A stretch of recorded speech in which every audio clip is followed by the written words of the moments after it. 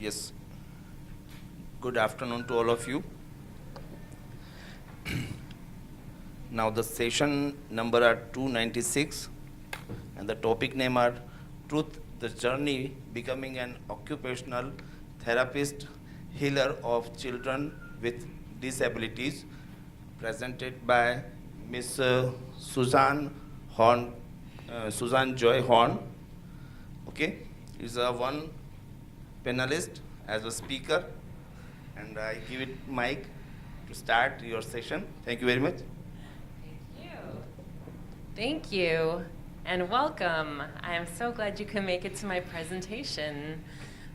This presentation is about inspiration and inspirational journey into becoming an occupational therapist, healer of children with disabilities. Change the slide, please. Okay. From a young age, I had a calling to work to help people, and I always loved working with children.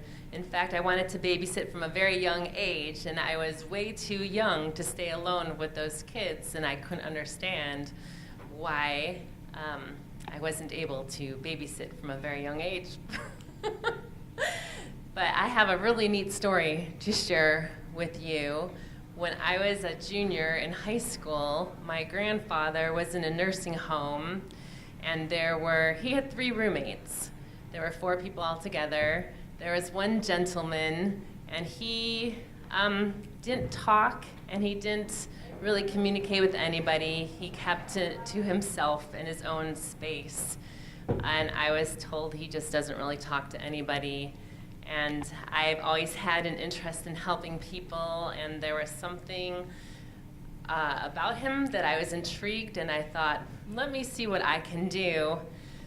So next to his bed on a nightstand was a TV, and I went over there and I turned on the TV, but it didn't go on. And I wondered about it for a little bit, and I turned the TV around, and I looked, and I saw that the TV was not plugged in. And so I was looking for a plug, and this man came over and found the outlet for me where I can plug the TV in, which was pretty amazing all in itself because he hadn't been interacting with anybody. I had brought with me that day a little stuffed animal, and before I left my visit, I provided him the stuffed animal, and he put it in his little pocket of his shirt, and it just touched my heart so much. And later, when I left the room in the hallway, one of the nurses stopped me and said, "Would you believe that gentleman hadn't talked to anybody in 30 years?" And that was amazing. I was able to have the gentleman communicate, and nobody else had done that before, but I was able to do that, and I love working with people and helping people. Come on in. Okay, let's go to the next slide. So fast forward a little bit to college. I was meeting with a college counselor. I was going to be a special education major, and I had to choose, after taking one class, what kind of special education teacher I wanted to be, what kind of people I wanted to work with, and I really wasn't able to make that decision after one class, and I thought that wasn't really what I wanted to do.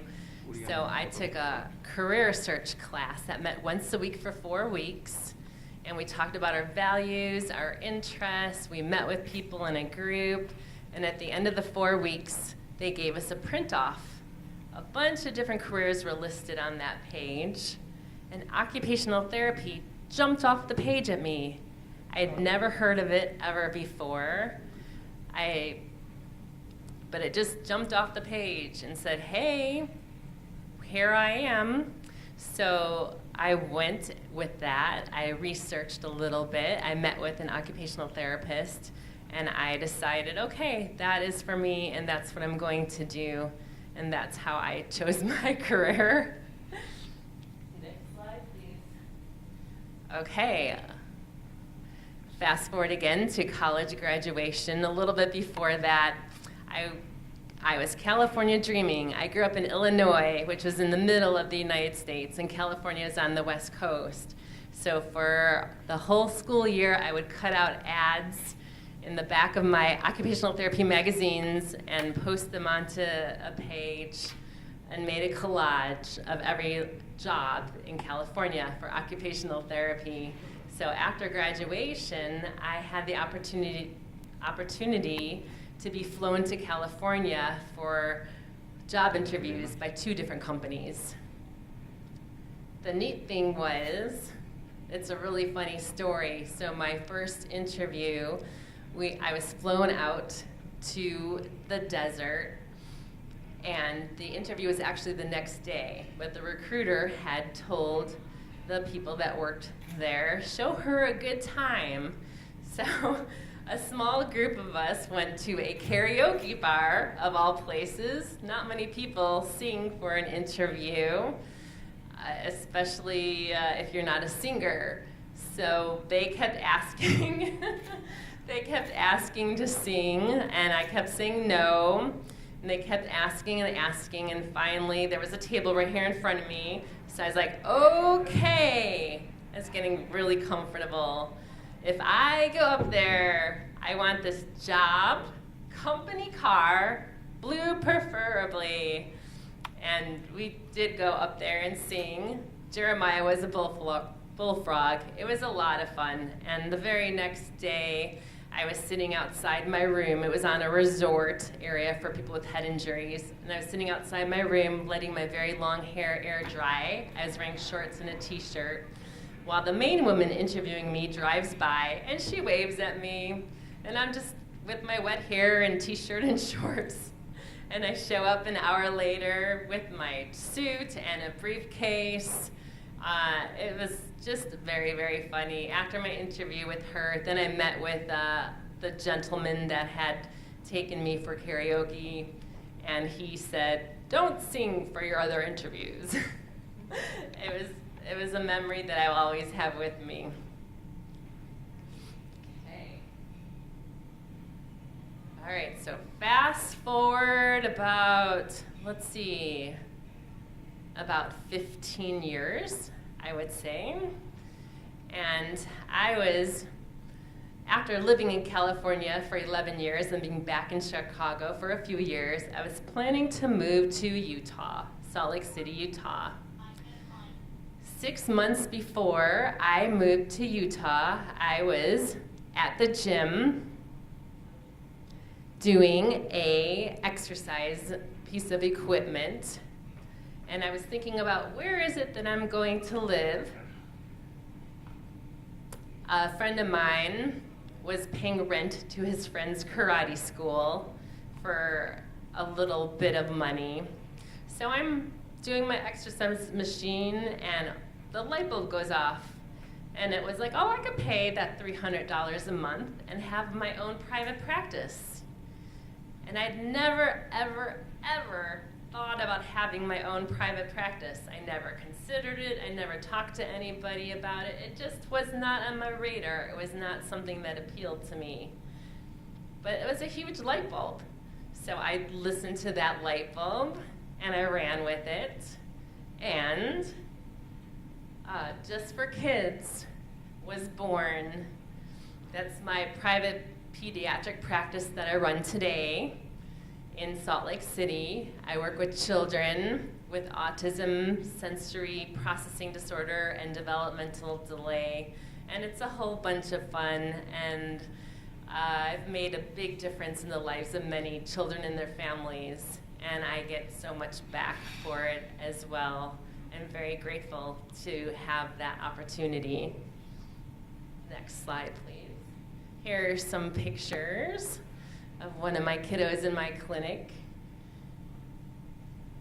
on a swing. You can see it gets a little crazy in there. There's all kinds of things set up. He's on a swing, and you might not be able to see it, but it's over 2 large balls. So it has the effect of like surfing on the ocean or skateboarding, so it really challenges their balance his balance as well. And there's other things in the room too, as you can see. So we have a lot of fun in there. Let's look at the next slide. Okay. This was hysterical. This was a little boy, and we were going to do some writing. We started off sitting on the floor with the tray with some shaving cream, working on writing some letters. Well, you...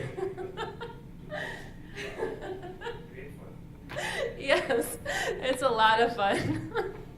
You can see that the activity expanded into the whole clinic, and he had a great time pretending that he was shaving and feeling out the sensory of the shaving cream all over his body and his clothes. And of course, he didn't just stay in one area. You could tell he ran all over the room.